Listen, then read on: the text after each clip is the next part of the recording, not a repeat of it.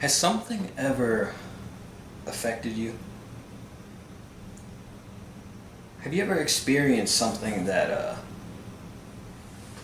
changed you on a deep level that you didn't quite understand?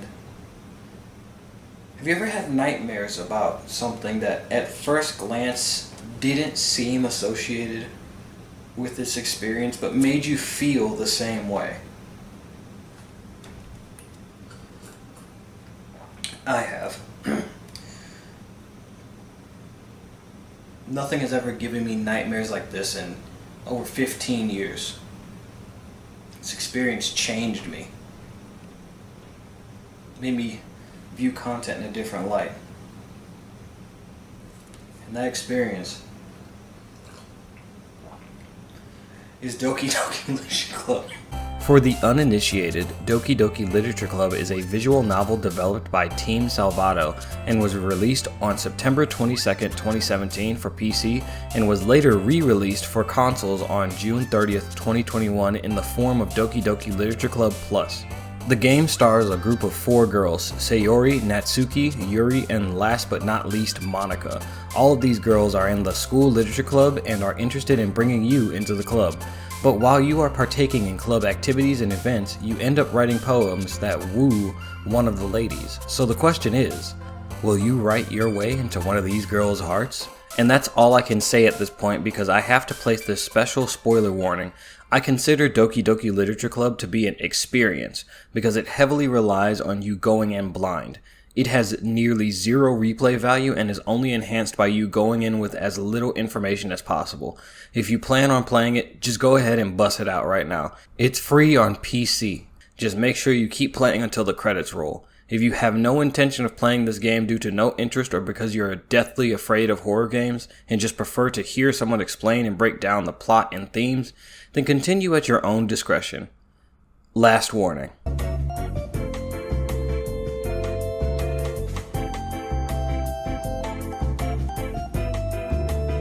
Also, I will not be covering the content of DDLC Plus, as that game's side content is in a different universe from the main plot. Sort of. I did pay for the DDLC fan pack to ensure that Team Salvato was financially supported, however. With that out of the way, let's begin. So in case it wasn't abundantly clear, Doki Doki is a horror game. The Steam tags are not a joke. But this game is more than just horror, it's also a story with well-written characters. There's a reason the Dokis have such a large fan base. Let's get a roll call. Sayori, the club vice president, bubbly, eccentric, and the glue that holds the club together. Also the best girl. Yuri, the tall, dark, and mysterious girl, shy, intelligent, and deeply introspective. Act 2 ruined her for me. Natsuki, the tsundere, snippy, opinionated, and rough around the edges, yet very cutesy. Act 2 saved her for me. And of course, Monika, the club president. Perfect, talented, beautiful, and perfect. Just perfect. We're going to run through the gameplay loop first, then go through the story so you can understand how the game is structured. The game is split into acts, even though they're not labeled this in-game for reasons that will become obvious. Once you cross over into the next act, you're unable to go back to the previous act. Understand that you can only get the golden ending if you complete everything that you need to do in Act 1. More on that later. Each day you need to choose words that will appeal to the girl of your choice. Sayori, Natsuki, and Yuri. You have 20 words per poem and the girl with the most words is the one you will begin to romance. You also unlocked a special cutscene before you share your poem with the Dokis. You need all 9 of these special scenes in order to get the golden ending. The cutscenes in Act 2 do not count, even though they are the same. Also, the Doki who gets the most points will like your poem and the Doki who gets the least will dislike it. This is somewhat of a challenge the first time you play because some of the words that you'd think would work for one girl actually work for another.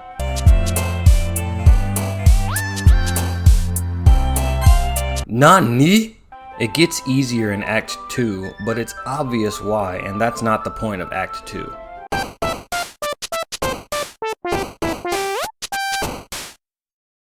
Now on to the plot.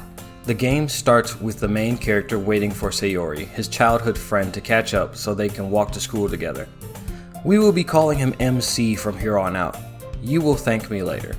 Pay attention to how negatively the MC speaks about Sayori here. He says that Sayori would never be a friend he would meet in the present and often negs Sayori by calling her a dummy or stupid. And for this, the MC deserves to die in 7 motorcycle crashes and explosions, while his balls are suffering testicle torsion and his eyes are covered in acid-soaked contacts. No bully the cinnamon roll! The MC's needlessly insulting speech to Sayori is not lost on the Doki Doki fanbase, and for this he is a wildly contentious character. There is an in-universe reason for why this is the case, but we'll get to that in due time. Back to the game, Sayori states that she overslept again, and that's why she was late. I know I'm going to sound like a smartass here, but in my first playthrough, this is when I called something about Sayori and got it 100% correct. We'll come back to that. After the school day, Sayori gets the MC to come to the literature club. There he meets the other Dokis, Yuri, Natsuki, and Monika. After realizing he's straight as shit, the MC decides he's staying in the club so he can possibly get some cheeks from the other girls. Simp! So Monika issues an assignment to her club. Go home, write a poem, and bring it in tomorrow. That's when our poem minigame appears. Huh.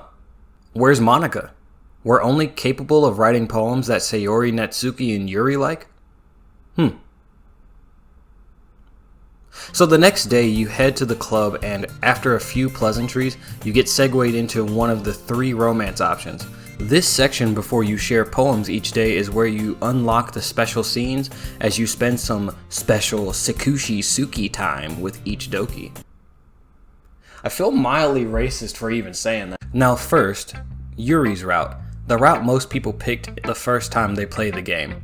This will be relevant later. Yuri starts the day by sitting down with you and reading the book she gave you.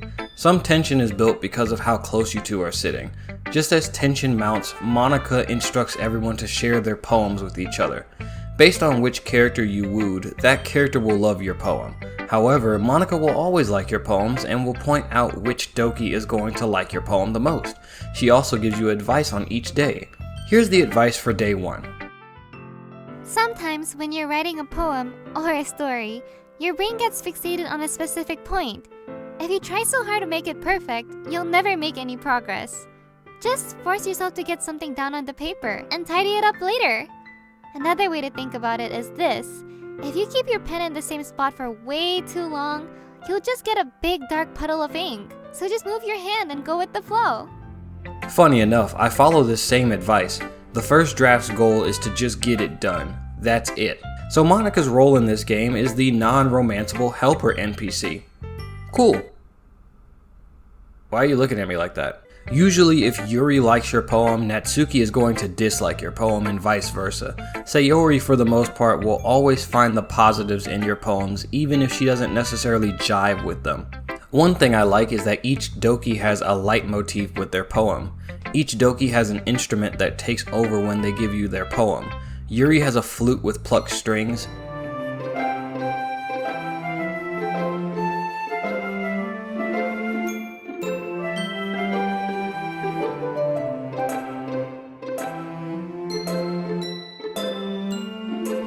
Sayori has a ukulele and pan flute.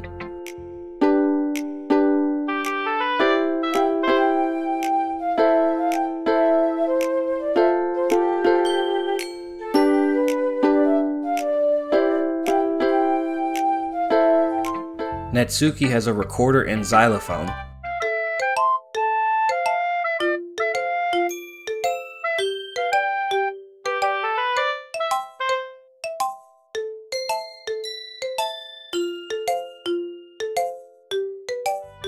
And Monika has the piano.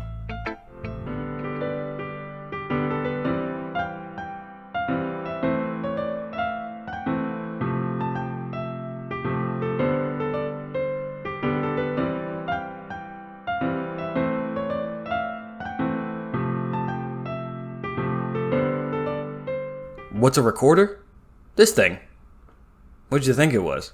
After you've shared your poem with all 4 Dokis, Yuri and Natsuki share poems with each other, and Yeah, they think each other's poems are fucking trash. Because of this clash of tastes, a cutesy little argument ensues. It's a small-scale squabble that's meant to show the duality between Yuri and Natsuki's personalities. Take notice of the options that appear when Natsuki and Yuri decide to drag you into it.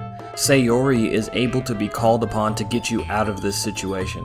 It is stated on the DDLC wiki that picking either Natsuki or Yuri will give you a buff to your next poem that will help you get closer to the respective girl you choose. Who you choose in this argument really doesn't matter in the long run, but I'm picking Sayori because it shows us something relevant to the story. I will elaborate on it later. I'm gonna be saying that a lot, aren't I? I've already said it a lot. Shit. Sayori quells the argument by bringing up the positives of both of the girls and saying that they should appreciate each other's differences. The MC and Monika state that it's impressive how Sayori can diffuse such a situation. On the way home, the MC asks Sayori if that kind of argument is normal between the two. Sayori states that the fight was the exception, not the norm. Take note of that. The next day, you meet with Yuri to continue reading the book Portrait of Markov. Yuri describes this book as being about a girl running from a group of people who escaped a human experiment prison and in the process destroys most of her relationships. Kinda dark for a cutesy anime-esque kawaii game like this, but okay. You sit with Yuri and indulge in some warm tea and chocolate. You deadass start feeding this girl chocolate and she just mindlessly starts eating it. When her brain finally catches up with her lips, Yuri is shocked and wonders if this is the kind of shit friends do. I have a recent theory that Yuri may be on the spectrum, and this moment is one of the moments that fuels my theory. She has difficulty understanding and reading social cues and situations, often misunderstanding those she's interacting with. She also often overthinks simple interactions with people, especially the MC, but when she's talking about something she's knowledgeable or passionate about, the words flow effortlessly from her lips. To be honest, one of my characters was inspired partially by Yuri's personality. Just as things start to get a little hot and heavy, Monika twat swats Yuri with an unreal sense of timing, just as it seems the tension is the highest.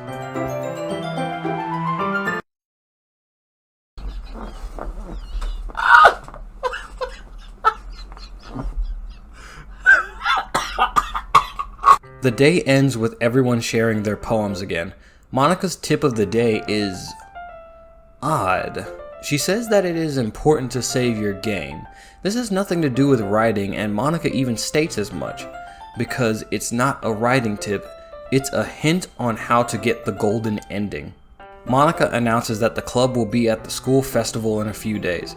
Yuri, Natsuki, and the MC express discomfort with the idea, but Sayori and Monika are adamant about showing out at the festival.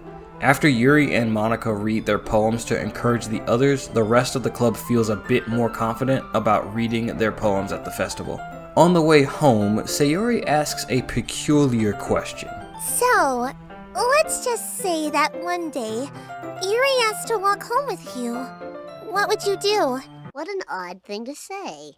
This makes sense in context, but with added information we get later, this scene becomes far more interesting. Because Sayori is best girl, I said I would never forsake the cinnamon roll by letting her walk home alone.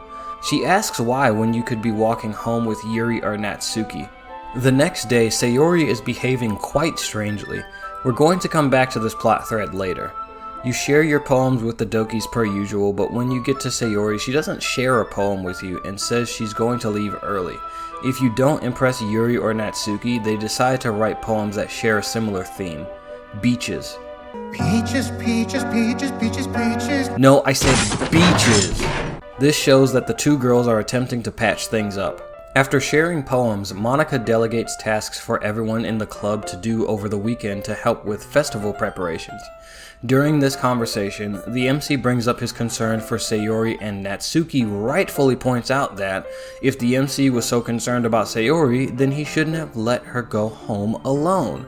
Yes, it's almost as if the MC is a complete, unappreciative fuckface who doesn't deserve Sayori as a friend or a girlfriend. Further context will absolve MC, but it still doesn't make me like him anymore. Now we've reached a crucial point in Act 1 that you should save at, the weekend decision.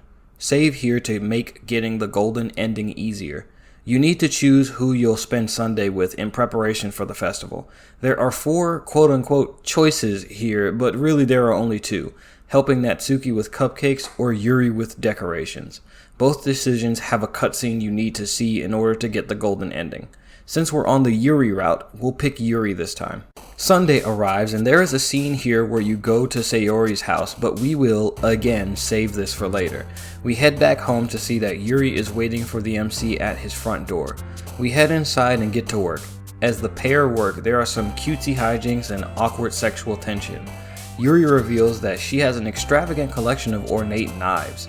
MC accidentally cuts his finger on one of these knives and Yuri sticks his finger in her mouth.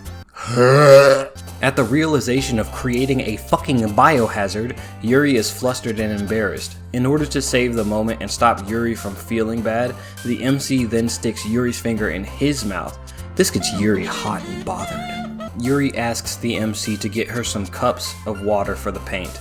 When he returns, Yuri is rolling down her sleeves. What could she possibly have been doing? After finishing up, MC walks Yuri out.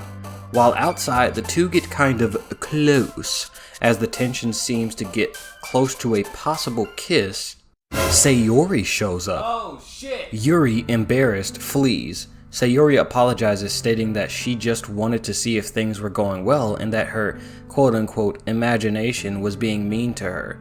She says that all that matters to her is that you're making friends, but she starts crying as she says this. She realized that she's grown feelings for you and that she got selfish. She's confused as to why her heart wants 2 conflicting things. She wants to see you happy with someone else, but she also loves you so much that she feels like she's going to die. Ayo, her words, not mine. But, most important to our analysis of this game, she states that Monika was right and that she should do something. But the MC cuts her off before we can find out what that something was. MC states that he is going to stay by Sayori's side until she doesn't feel this pain any longer. Sayori admits that she's scared, that she likes the MC more than he likes her. The MC takes Sayori's hand, looks her in the eyes, and asks if she trusts him to make the right decision that is best for her. And hold that thought. Save right here and go back to the first poem. We'll return to the Sayori decision later. And now for the Natsuki route.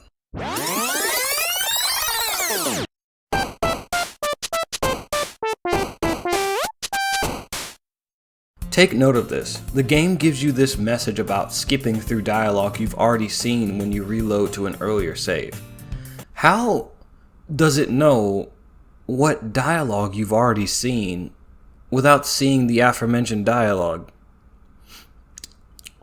in this game save?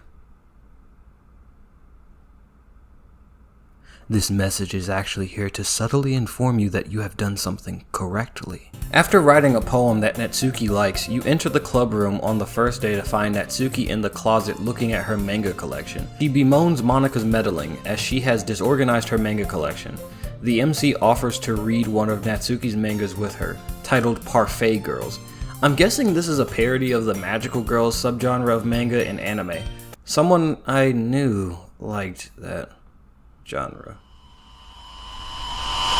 During this conversation, Natsuki states that she can't read her manga at home for some reason. She gives you the first volume of Parfait Girls and expects you to read it by tomorrow. Something the MC notices is that Natsuki is unusually bubbly when she talks about manga, seemingly shedding her tsundere traits. Natsuki reads your poem and tries to find something to criticize, but after failing to find any flaws, she reluctantly admits that she likes it. After sharing the poem, the day 1 fight happens, so we'll be skipping to day 2. On day 2, MC gives volume 1 of Parfait Girls back to Natsuki. The pair head to the closet, only to find that Monika has rearranged the entire closet, Natsuki's manga collection included. Monika states that the teacher of the classroom didn't like that the literature club was taking up so much space in the closet, so she had to rearrange it. Interesting that Monika doesn't offer to help Natsuki get the books down. I wonder why. Natsuki attempts to move her manga from the top shelf and declares that she does not want the MC's help while doing so. She gets a spinning office chair to stand on because the stool is not tall enough. After nearly busting her ass from the chair swiveling, Natsuki asks why the MC is not holding the chair still, even though she told you to do the opposite. While holding the chair still, the MC realizes that he can nearly see up Natsuki's skirt. Natsuki realizes that the MC is a bit lower than she expected. When she sees him nearly under her skirt, she freaks out. After some hijinks, the two fall down and the manga collection flies everywhere. Monika comes to check to see what all the noise is, and Natsuki tells her that this is what happens when she puts her manga collection on the top shelf. When Natsuki asks Monika if she's out to kill her club members, Monika just laughs.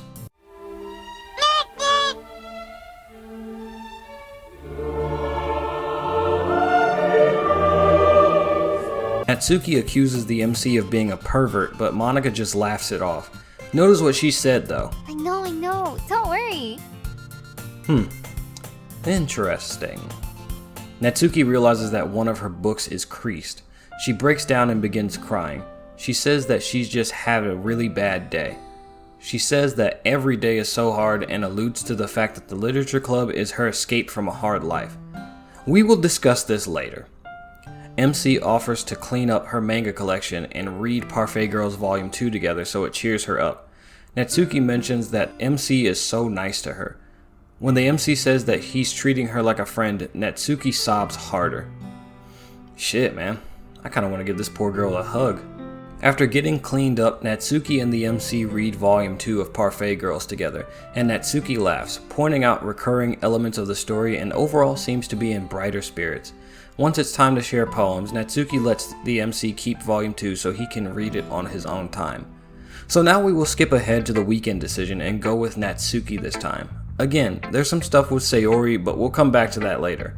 You meet Natsuki at your place and get ready to bake cupcakes. What it's cracking with it, my fellas, it's your boy EDP445. I'm back out of prison running a cupcake store. No, unacceptable. Natsuki seems to be less abrasive and more lighthearted outside of school, even lightly teasing the MC. Natsuki slips up and admits that she is insecure about her body and compares herself to Yuri. The MC comforts Natsuki and says that there are plenty of guys into her body type. I don't like where this is going. After some hijinks and light roughhousing, the MC does this. I feel like I'm going to jail just for looking at this. FBI, open up! Side note, where the fuck are any of your parents? The only person here with a parent of any kind seems to be Natsuki, and he ain't worth shit. This whole game reeks of daddy issues. The MC sucks the icing off of Natsuki's finger and it flusters her, stating that the MC shouldn't do things like that unless he really likes them. The tension is broken by the smoke detector going off because the MC forgot to take a dirty tray out of the oven. Not gonna lie, I've made this mistake several times. Last time I did it, it was a lamb. The two finish making the cupcakes and head outside. Before they do, Natsuki mentions that she needs to save room for food at home because her dad rarely cooks. I have more to say on this, most definitely. Right when things are about to get Romantical. Sayori pops up again, and now it's time to go back one last time for the Sayori route.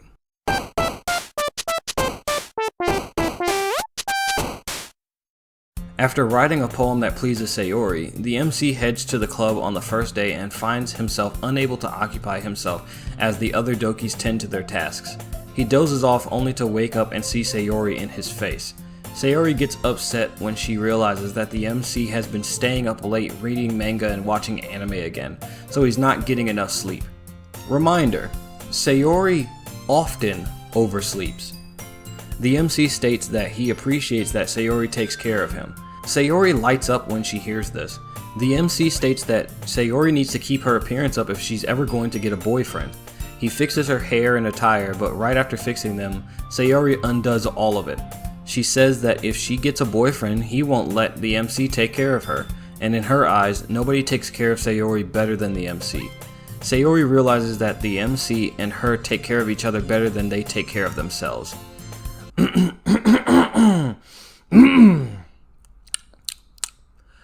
I really want to elaborate on this.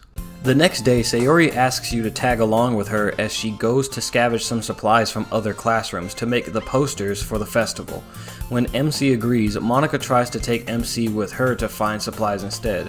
After Sayori persuades Monika to let her and the MC go, Sayori stops in the hallway and recites a rather ominous poem. Between my feet, the last remaining flower beckons to me. I twist the stem, freeing it from its clinging roots, caressing the final joyous moment between my fingers. But to what end have I summoned this joy? For now, when I look in every direction, the once prosperous field before me is but a barren wasteland. Whoa. I was honestly so dumbstruck by this moment that I opened the text history to reread her poem. I'll break down this poem soon because it's an excellent form of foreshadowing. Continuing on, Sayori and the MC reach the classroom and begin looking for supplies. In her haste and clumsiness, Sayori bonks her head on one of the shelves. The MC takes a look and Sayori got a whole ass goose egg on her forehead. The MC goes to get a cold drink to place on Sayori's head to stop the swelling. The MC buys a bottle of apple juice because he knows Sayori likes apple juice. After MC brings the juice back, Sayori immediately starts drinking it and the MC rudely tells Sayori that it's for the bump on her head, calling her an idiot in the process. Shut your fucking mouth! Shut the fuck up, you cunt! I hate the MC so much. Sayori says that this situation reminds her of when the two of them would play when they were younger. She would get hurt trying to keep up with the MC and he would come back and try to help her and get her to stop crying. Sayori states that she's glad that things haven't changed between the two and she hopes their dynamic stays like this forever. The two gather the supplies and head back to the club room. Remember that conversation with Sayori about whether you would walk home with her or another girl? That's about to become extremely relevant. When you enter the club room the next day, Sayori is blankly staring at her desk as everyone else is mingling. When approached, Sayori dismisses you and says that she's fine. In my experience, when a woman says she's fine, there's a good chance she isn't. The MC asks Monika to talk to Sayori. Oh yeah, she talks to Sayori alright. On Sunday, the MC finally decides to check on his close childhood friend after not hearing from her for a day and a half. Yep, that's what all good friends do. He walks over to her house and lets himself in. Inside, Sayori greets MC. Sayori mentions that she's aware that the MC is supposed to be meeting with the Doki you chose because she's been working with Monika remotely from home. MC asks what's been wrong with Sayori, and Sayori's answer is haunting. Sayori reveals that nothing is wrong. She's always been like this, because she suffers from depression. Ah, so that's why the game said it was not suitable for children. It doesn't explain why it says, and those who are easily disturbed. I wonder what that's about. Remember when I said I called something about Sayori the moment she mentions that she overslept? I knew she had depression because of what she says next. She explains that she doesn't oversleep every morning. She's actually lying in bed each morning struggling to find a reason to get up every day. A personal note for a second. I called Sayori's depression because at the time I played Doki Doki for the first time, I was recently coming out of depression and I did the exact same thing as Sayori. Every morning I would wake up and just stare at the wall or the ceiling. Even worse, sometimes I would just lay on the floor and stare at the wall in the middle of the day. Fortunately, I sought help and I'm better now, but damn, this scene hit me like a truck. Sayori explains that she just wants to make others happy. She doesn't want other people to care about her because she doesn't feel like she deserves it. She even states that sometimes she doesn't even want to be alive anymore. The bit about making others happy is crucial to getting the golden ending. The MC tells Sayori that he will always look out for her and that he knows what's best for her. MC? All you know how to do is watch anime, read manga, thirst for girls, and be subpar in your schoolwork. This is somewhat out of your level of expertise, my friend. The MC realizes that he's supposed to be meeting with your Doki of choice in a few minutes. He says he can cancel plans to be with Sayori if necessary, but Sayori tells him to go and be with the other Doki so that they can get work done, and she believes MC will be happy with the Doki he chose. So you go to work with Yuri or Natsuki, whoever you chose earlier at the weekend decision. Sayori interrupts your intimate moment and the MC and Sayori talk. After the aforementioned talk, you are tasked with a decision. Do you accept Sayori's confession, or do you reject her? If you want the golden ending, the answer is to accept her confession. This unlocks the final CG and locks you into the good ending. Relatively speaking, we'll get to that. Here is a flowchart of how you get the good ending of this game. I'll have a link in the description for a closer look. Sayori and the MC hug, signaling the beginning of their romantic relationship. Take note that this is the only scene where the MC is visible. Sayori is not sure why the happiest moment of her life still isn't enough to make the rain clouds go away. Well, it's because this is how depression actually works. Let's go back to that poem Sayori recited in the hallway. Between my feet, the last remaining flower beckons to me. I twist the stem, freeing it from its clinging roots, caressing the final joyous moment between my fingers. But to what end have I summoned this joy? For now, when I look in every direction, the once prosperous field before me is but a barren wasteland. She doesn't feel happy because she just plucked that last flower, the final thing that made her happy in life. In a bid for instant gratification, Sayori thought dating the MC would bring her happiness, only to realize that now, there are no other flowers to pick. There is nothing else to look forward to in life to make her happy. Sayori says that she wants things to stay the same, even if you are a couple now. Sayori has a whirlwind of emotions inside of her that neither the MC nor Sayori understands at this time. So the two depart so they can get ready for the festival tomorrow. The MC vows to do whatever it takes to have a happy future with Sayori.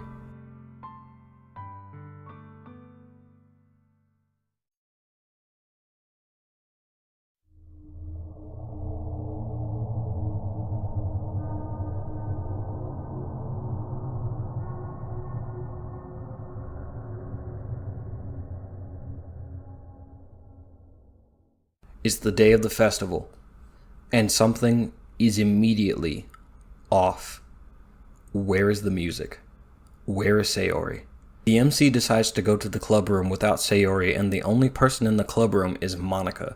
Monika reveals that she knows of the talk you had with Sayori the day prior, and then she says something bone-chilling.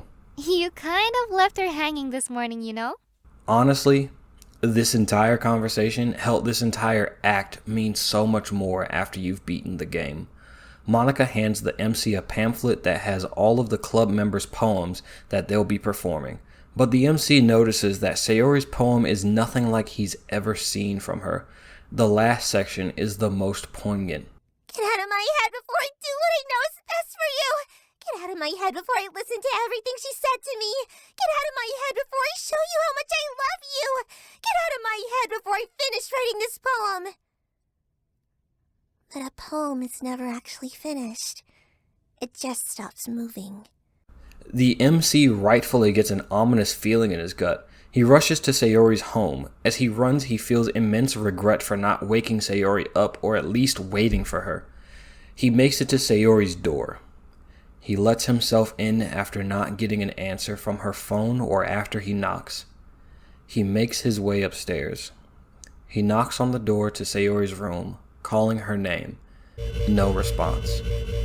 With no other options, the MC gently opens the door.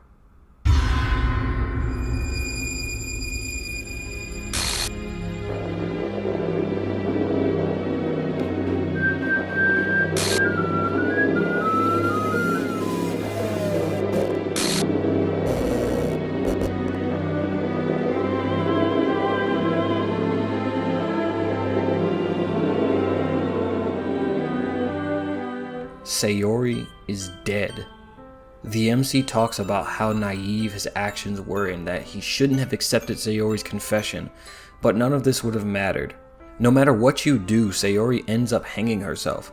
No decision you made before this moment would have saved Sayori's life. And according to the word of God, she did the deed before the MC even woke up. Her fate was sealed from the beginning. The MC had a hopelessly naive approach to helping someone with depression. You can't hug the emotional pain away. An emotional pain so great it feels physical. Daggers in your heart that can't seem to be pulled out. Always feeling like you're on the verge of tears when you have no reason to be. Muscles that are always tired and fatigued to the point of exhaustion. External factors and gestures made by other people are not going to brush away the heavy and nearly debilitating weight of depression on a person's mind and soul. A hug from a friend or a promise to a committed romantic relationship will not save them. And speaking of their relationship, it was doomed to fail because the foundation was that of a codependency. Two incomplete people who have their own issues that need to be sorted out before they can even hope to start a relationship. One is a borderline NEET and the other was a depressed mess. With the realization that his childhood friend is gone forever, the MC crumbles and accepts that his life will never be the same again. The end.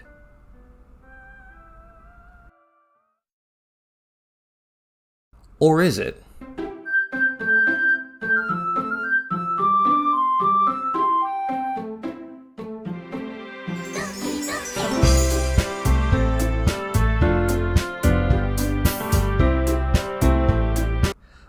Oh, the nightmare has only just begun.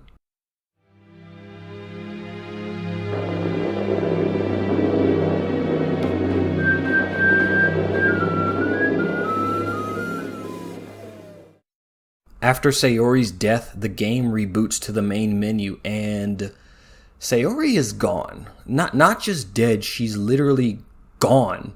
Your previous save files do not work. Once you see that Sayori death scene, you are locked into Act 2 and can no longer go back. Trying to load a save file during the Sayori death scene starts a new game in Act 2. The only option is to start a new game, or according to this menu, click. So what happens when you click this thing? Well, you start a new game and the vibe is off. The vibe is weird. Yeah, Act 2 can best be summarized with this one sentiment. The game starts to utterly shit itself. The mask is off. The game has become hostile. The game tries to spawn in Sayori, but it glitches and restarts the story. Only this time removing all mentions of Sayori. Sayori has become unpersoned. The game is now behaving as if Sayori never existed. The MC mentions that he always walked to school alone. And so it begins.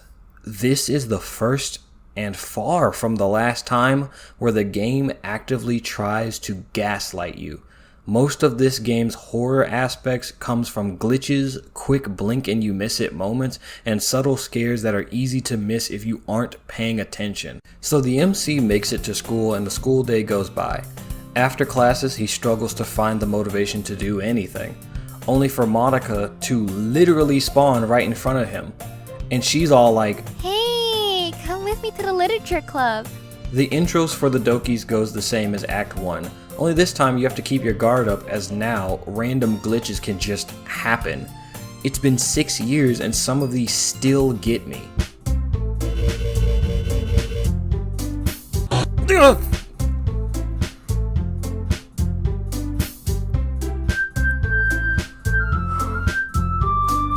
I'm regretting my life choices right now. This time, Monika is the president and Yuri is the vice president of the club. Interesting given what happened to the last vice president. After completing the introduction, you get introduced to this new screen that is exclusive to Act 2, the special poems. These are home to some of the most unsettling and subtle moments of horror in this game. You will not see all 11 in one playthrough. The first special poem is what I call Emergency Room. I can't convince myself to go to therapy when I'm the happiest I've ever been. I'd rather keep this up until I blow my cover and someone takes me to the emergency room. Keep this poem in mind. We'll be back to this shortly. We're now at day 1 of the poem minigame. With Sayori unpersoned, each of her words gets split in half and given to Yuri and Natsuki based on what fits each Doki best. However, there is a 10% chance of this happening. Because I've already played the game, I'm going on the Natsuki route this time. You'll see why shortly. At the start of the next day, my playthrough decided to throw everything at me. Yuri's face was garbled when she spawned in, Natsuki spawned in strangely as a photo negative, Monika covered the damn text box, and the classroom is subtly tilting in the background as the music is shifting keys randomly. I genuinely felt ill. In your first playthrough, you probably won't realize the room is tilting until it resets to its proper position, causing you to double take and wonder if you just missed something. Your brain noticed something changed, but you're not quite sure of what it was. When we go to check on Natsuki as seen in Act 1, she's looking for her manga in the clubroom closet. Only when she shows distaste for Monika moving her stuff around, this happens. Fucking Monika! Did I mention this game made me terrified of a font? Something to note is that the use of swear words was minimal in Act 1, but in Act 2 the characters start dropping the word fuck and bitch like it's Fallout New Vegas. In Act 1, this line was freaking Monika! So this interaction goes about the same as it did in Act 1 until my dad would beat the shit out of me if he found this. So this is the first hard confirmation that Natsuki has an abusive father. It was alluded to and implied in Act 1 but never outright stated. Remember that in the scene with Natsuki during the weekend, Natsuki mentions that her father rarely cooks, so she needs to save room so she can eat dinner when she returns home. The insinuation is that Natsuki has to eat as much food as possible when her father cooks because she doesn't know when she will get the chance to eat at home again. And remember the part when the MC mentioned Natsuki's body type?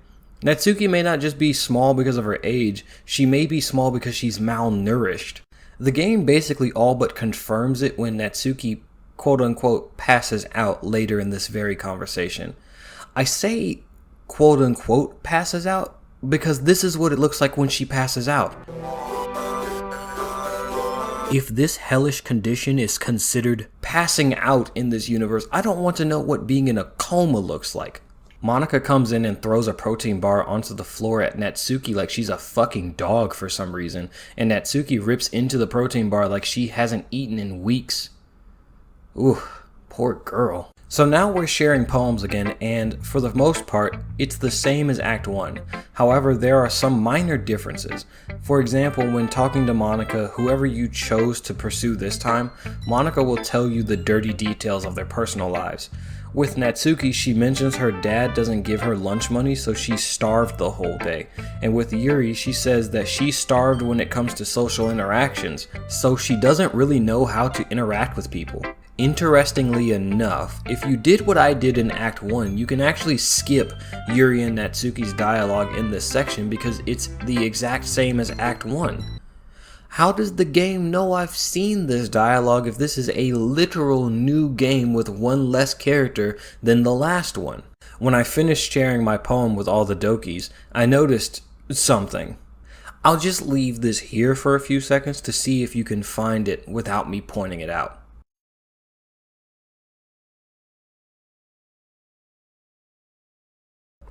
This image has a 1 in 6 chance of appearing on the back wall. That is the game's strongest asset when it comes to horror. Random chance.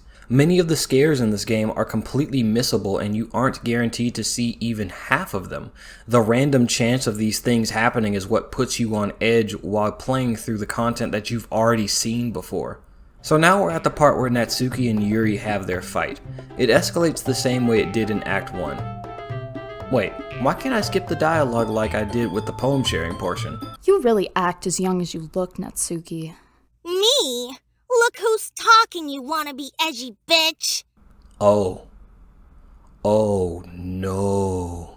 These girls are saying some shit, dude. Like, they are saying things I would never say to my friends, no matter how angry I was with them. The only cute thing about you is how hard you try. Whoa, be careful, or you might cut yourself on that edge, Yuri. Oh, my bad.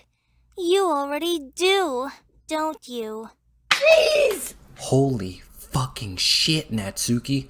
Whatever happened, it escalated way further than it did in Act 1. When you get pushed to the choice, because the game auto-scrolls when you get to the MC's thoughts, you only have Natsuki and Yuri as choices. With Sayori gone, the glue that keeps the club together is missing, and Monika stated in Act 1 that she's not a people person, so now there is no peaceful way to diffuse this situation. You are forced to side with one of the girls, and that girl seems to be Natsuki, because every time you choose, the camera literally zooms in on Natsuki's name, all the way to the point that Yuri's name is no longer selectable. I'm not done explaining Sayori's importance in the story. We'll come back to that.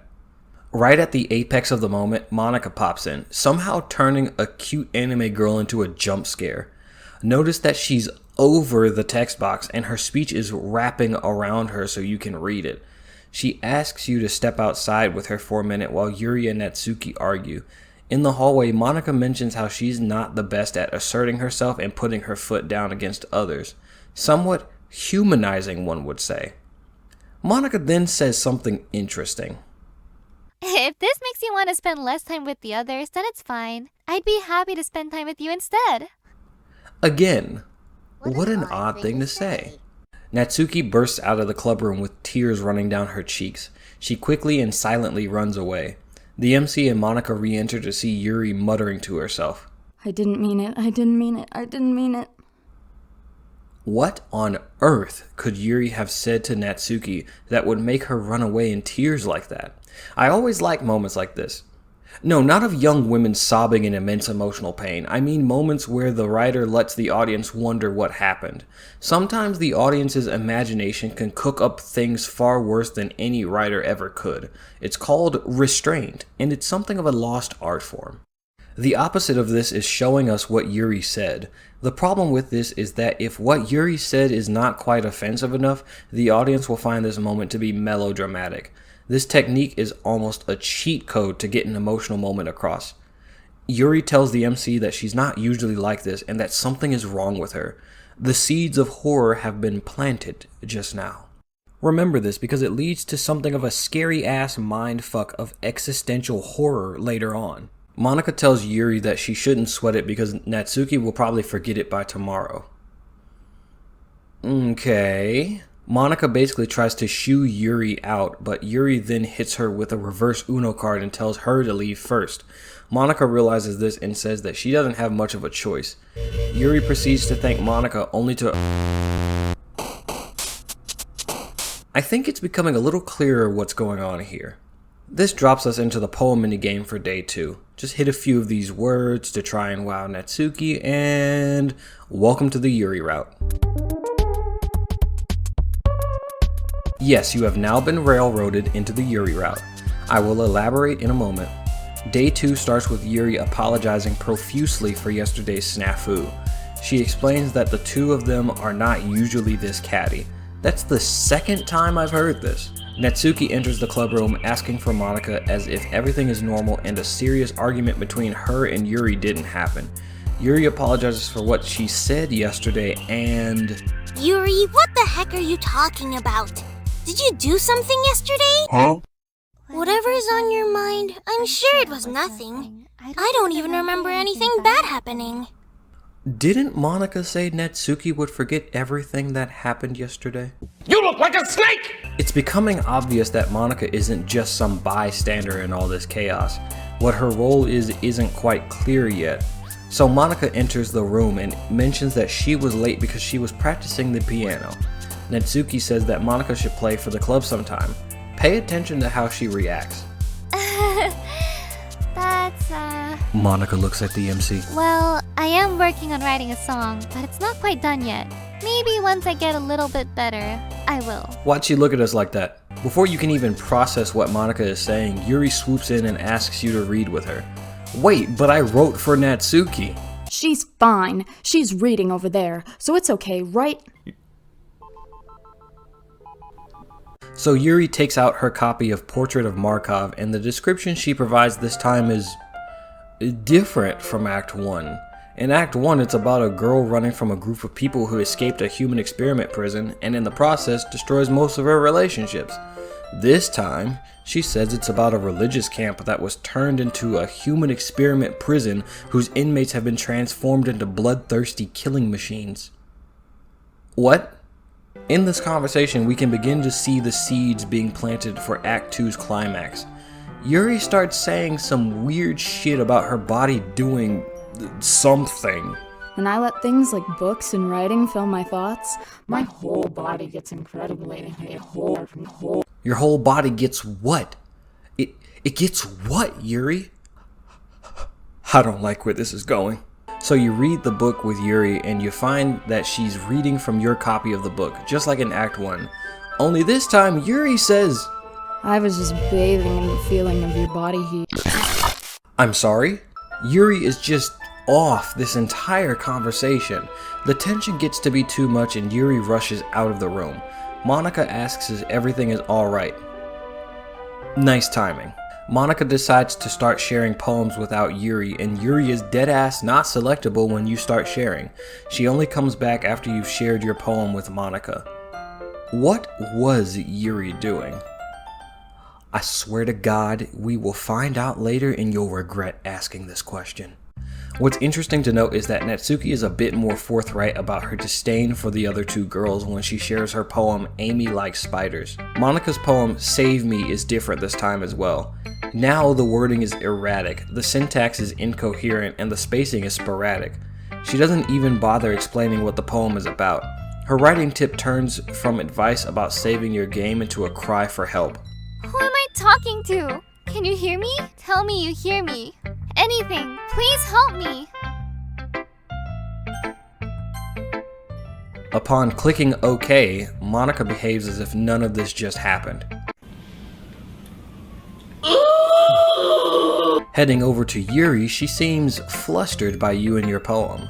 When she hands you her poem, we get a rotating wheel, turning an axle, grinding, bolt head, linear gearbox, falling sky, 7 holy stakes, a docked ship, a portal to another world, a thin rope tied to a thick rope, a torn harness, parabolic gearbox, expanding universe, time controlled by slipping cogwheels, existence of God, swimming with open water in all directions, drowning, a prayer written in blood, a prayer written in time-devouring snakes with human eyes, a thread connecting all living human eyes, a kaleidoscope of holy stakes, exponential... Okay, stop.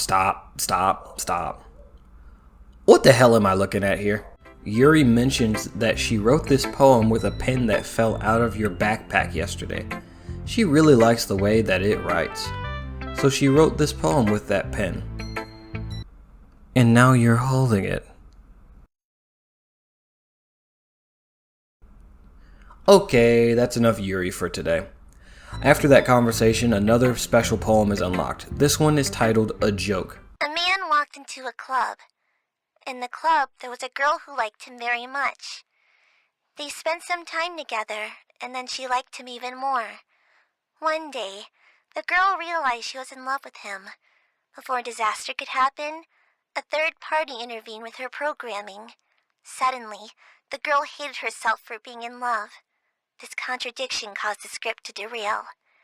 The universe started to collapse, but she killed herself just in time. It's pretty obvious who the girl is, but in case you weren't paying attention or you're listening to this on a second monitor or something, the girl is Sayori, the man is the MC, and the third party is... Well, we'll get to who the third party is soon enough. What you don't realize quite yet is that the wording in this poem is literal. Very literal. The Dokis get back together to talk about the upcoming festival. Monika wants to get new club members, but Natsuki begs to differ. Her speech here honestly made me feel bad for her and gain a newfound respect for her. Look, Monika, do you really think any of us here joined the club with other people in mind? Yuri never even talked until he joined. As for me, I just like it better here than I do at home.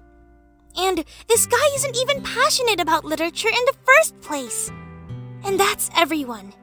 Sorry, but you're really the only one who's so interested in finding new members. The rest of us are fine like this. I know you're president and all, but you should really consider our opinions for once. Natsuki's words are so powerful because she's 100% correct. Yuri would be perfectly fine with the club being small so that there are fewer people for her to make a fool of herself in front of. The MC is only here to get some pussy, And Natsuki is here because she's trying to avoid going home for as long as possible so she's not in the same place as her father. Monika really is the only person who wants the club to get bigger. Defeated, Monika sits at a desk in sorrow. Yuri chastises Natsuki for hurting Monika's feelings, and Natsuki has even more lines that are sad to read. I just want a place that feels nice to hang out with a few friends! Is there a problem with the club being that for me?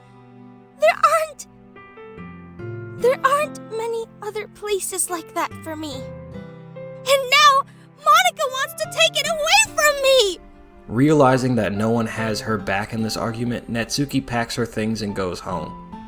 That last part really hurt to read. Natsuki felt so alone and hurt that she'd rather be at home with her abusive father than in the literature club at this moment in time. Yuri and the MC talk about what to do next, and Yuri seems to be torn, to say the least. Who cares about that obnoxious brat? I mean, I like how nice and quiet the club is now. But still, I'm the vice president, and it's not right for me to ignore my responsibility. No one would cry if she killed herself. This is another moment where Sayori's absence drastically changes the outcome of this scene. Remember that Sayori was the one who encouraged everyone to share their poems in Act 1 so that all of the club members would be on board with the festival? Now, without that can-do attitude, the Dokis have reached an impasse. It's almost as if Sayori's removal was deliberate. The MC tries his best to play that role, but because he's not a natural at it, his attempts are too little too late. Monika re-enters the conversation and apologizes to Yuri for her behavior at the end of the previous day. Monika asks Yuri to leave so she can have a word with the MC about his time in the club. This time, Yuri obliges and leaves without protest. When Yuri leaves, Monika starts to pour her soul out to you. I really do care about you, you know?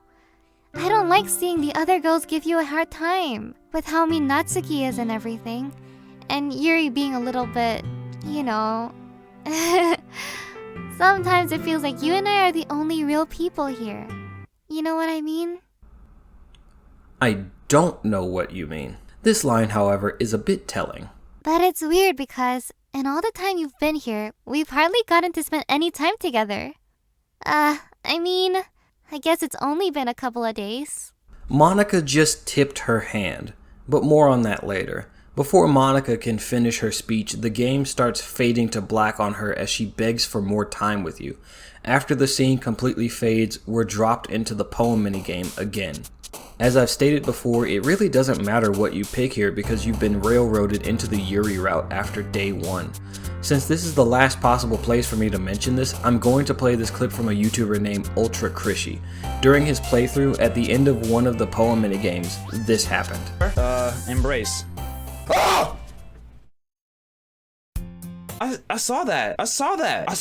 Did y'all see her face? Her face did a thing. It was weird. Her face did it.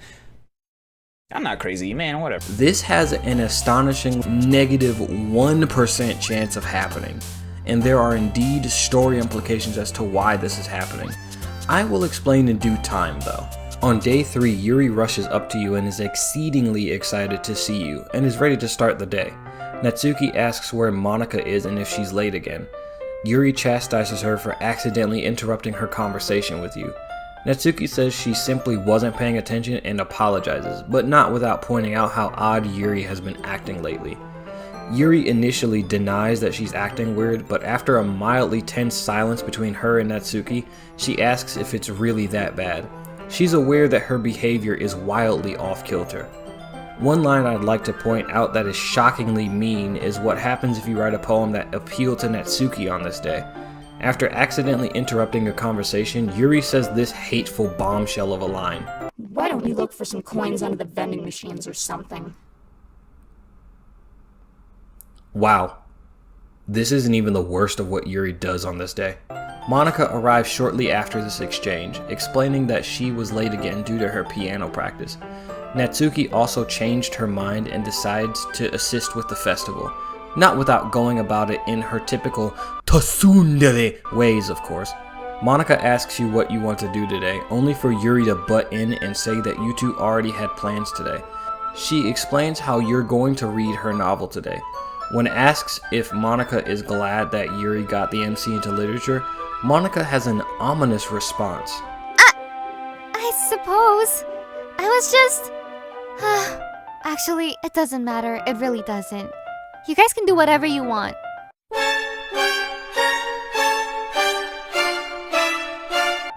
When the other Dokis split, Yuri has a request. She would like to make some tea for your reading session with her. She goes out to fill the pitcher and leaves you in the classroom. She's gone for over 10 minutes, so the MC heads out to go look for her. Notice that the background music is muffled when you step out of the classroom, as if the music is coming from the classroom itself.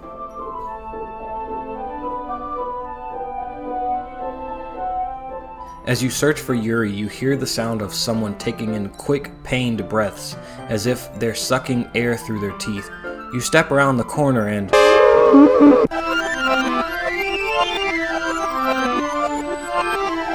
And with that, we get hard confirmation that Yuri self-harms.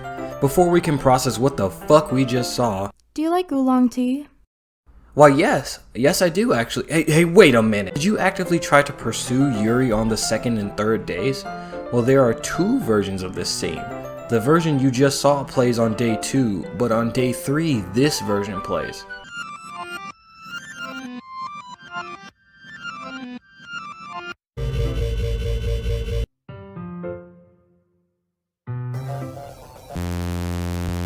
Yes, quite pleasant.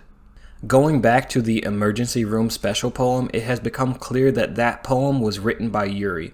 It gives us an idea as to why she self-harms. I can't convince myself to go to therapy when I'm the happiest I've ever been. I'd rather keep this up until I blow my cover and someone takes me to the emergency room. So things play out as normal until the MC places the piece of chocolate into Yuri's mouth.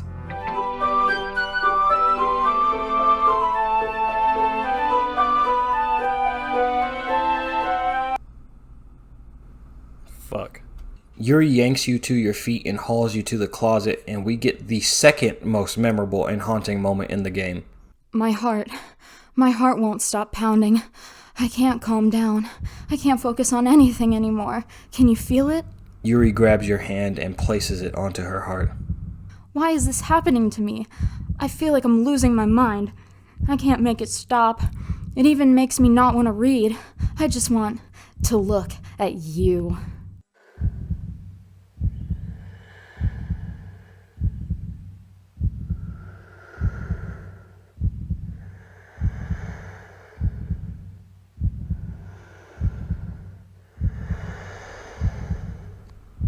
The eyes! What the fuck are those eyes, man? This eye scene only lasts 23 seconds, but it feels like it lasts an eternity because it's forcing you to look at something utterly butt-fucking unnerving with no way of making the game advance. I knew this was coming and I still hated this part. Monika actually saves the day by bursting in and stopping this insanity from continuing. It's poem sharing time again, and some real interesting things are happening today. Monika tells you that you should stop hanging out with Yuri so much because it's becoming dangerous. She explains that Yuri has a tendency to give herself some neat knife nicks when she gets too excited, as if it's a pressure release valve for her.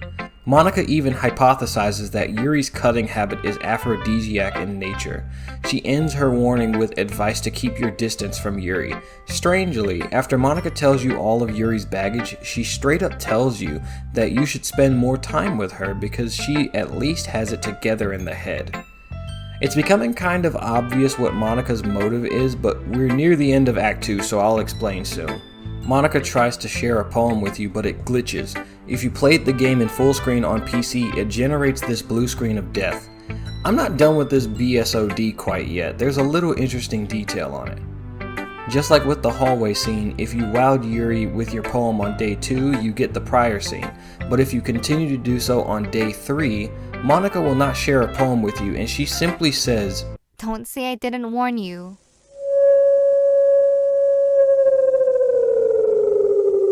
On to Natsuki, she shares a poem with you that really redeemed her character for me, because it isn't a poem. I don't know how else to bring this up, but there's been something I've been worried about. Yuri has been acting kind of strange lately. You've only been here a few days, so you may not know what I mean. But she's not normally like this. She's always been quiet and polite and attentive. Things like that. Okay, this is really embarrassing, but I'm forcing myself to suck it up. The truth is, I'm really worried about her. But if I try talking to her, she'll just get mad at me again. I don't know what to do. I think you're the only person that she'll listen to. I don't know why, but please try to do something. Maybe you can convince her to talk to a therapist. I've always wanted to try being better friends with Yuri, and it really hurts me to see this happening. I know I'm going to hate myself later for admitting that, but right now, I don't care. I just feel so helpless. So, please see if you can do something to help. I don't want anything bad to happen to her. I'll make you cupcakes if I have to. Just please try to do something. As for Monika, I don't know why, but she's been really dismissive about this. It's like she just wants us to ignore it. So I'm mad at her right now, and that's why I'm coming to you about this. Don't let her know I wrote this. Just pretend like I gave you a really good poem, okay? I'm counting on you. Thanks for reading. Natsuki truly does care about Yuri, and she's willing to suck up her pride and ask a new club member for help in order to get her friend the psychiatric help she needs. That's great and all, but watch this! I changed my mind. Ignore everything you just read. There's no point in trying to do anything. It's Yuri's own fault that she's so unlikable. Can you hear me? If you would just spend more time with Monika, all these problems would go away. Yuri and I are too messed up for someone as wonderful as you. Just think of Monika from now on. Just Monika. Just Monika. Just Monika.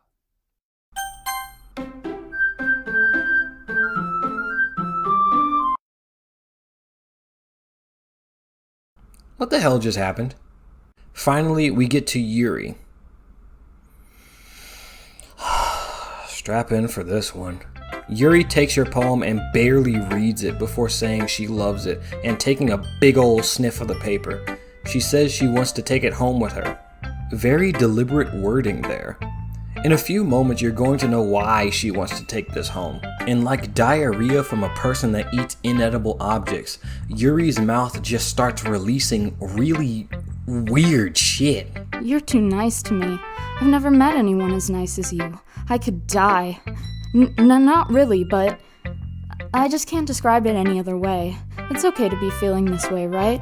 It's not bad, right? Yuri gets insanely specific about her desires until... I'll even touch myself while reading it over and over. Huh? I'll give myself paper cuts so your skin oil enters my bloodstream. Hey, yo! Yuri gives you her poem and...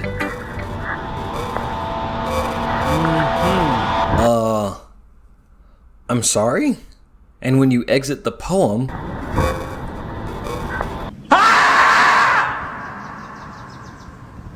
That was the first most memorable and haunting moment in the game. That part gave me nightmares. What's interesting is that some of this can actually be read. Here's the part that can be translated. Fresh blood seeps through the line parting her skin and slowly colors her breast red. I begin to hyperventilate as my compulsion grows. The images won't go away. Images of me driving the knife into her flesh continuously, fucking her body with the blade, making a mess of her. My head starts going crazy as my thoughts start to return. Shooting pain assaults my mind along with my thoughts. This is disgusting. Absolutely disgusting. How could I ever let myself think these things? But it's unmistakable. The lust continues to linger through my veins. An ache in my muscles stems from the unreleased tension experienced by my entire body. Her third eye is drawing me closer. What's now newly unnerving is how Yuri describes stabbing someone with a knife. It sounds unusually sexual. Was Monika right? Wait, what the fuck is that yellow stain? I've endowed it with my scent. As if someone had snapped their fingers, Yuri and the game itself snap out of whatever we just experienced. Yuri is embarrassed and thinks she's going to vomit. Way ahead of you. We've now unlocked a new special poem, but the game won't tell us that that's what this is. This special poem is titled A Dream. I was wandering an abandoned warehouse at night. I was lost, looking for an exit. I just wanted to go home. I came upon a huge empty room, its ceiling and walls beyond the deep blackness. My steps were quick in order to hurry to the other side, or to a wall, anything. Suddenly, the ground was no longer beneath my feet.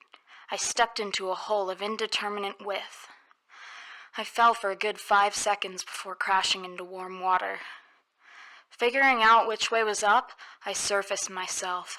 The air was humid, and the sounds of my splashing reverberated endlessly. My vision was completely swallowed by the dark. With one hand, I could feel the damp metal wall of the container. My lungs were already getting tired. I'll leave the interpretation of that poem up to you guys.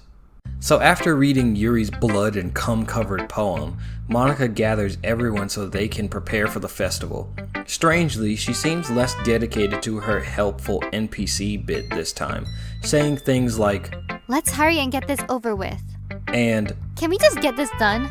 Even the expression on her face seems dour. So just like in Act 1, Natsuki agrees to make cupcakes and Monika decides to print out the flyers. Monika jarringly tells Yuri to do whatever she wants because it doesn't matter. Yuri surprisingly stands up for herself by declaring that she's not useless and, just like in Act 1, she volunteers to help with decorations. Yuri's response seems to have even taken Monika aback. After the Dokis have their jobs assigned, Monika tries to take the MC for herself for the weekend to help her with her task.